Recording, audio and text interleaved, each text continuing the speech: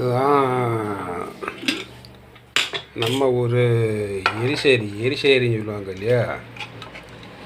எரிசேரின்னு சொல்கிறது இதுதான்.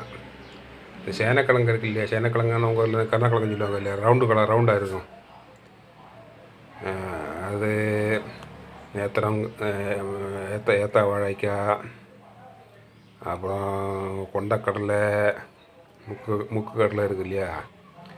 அது பூசணிக்காய் எல்லாம் போட்டு தயார் பண்ணுறது தான் எரிசேரிங்கிறது. சூப்பராக இருக்கும். பெப்பர்லாம் போட்டு தாளித்து பண்ணுவோம். இது கஞ்சிக்கு நல்லா இருக்குது. அது கூட அப்பம்.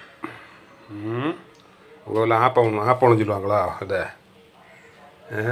அடைச்சி வச்சு இப்படி வேக வச்சு வைக்கிறது. இந்த